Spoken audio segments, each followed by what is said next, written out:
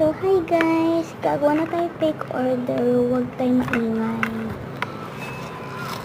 So, kay Angel Ann to gagawin ko. Pero hindi totoo, akin pa rin to. Pero, gagawin ko lang. Tapos lalagay ko sa akin. Dito lang ako sa bahay ng pinsan ko. Tapos, may gagawin lang kami nere. May binilong to sa akin. Bubulungin ko din yan. Pati gunting na yan sa akin yan, sinabi niya. Sabi niya kung kanino daw yun. Sabi ko sa akin. Tsaka may gagawin lang kami. Fake parcel. Bigay namin to kunyari kay Angel Ann. Tapos may gagawin lang kami.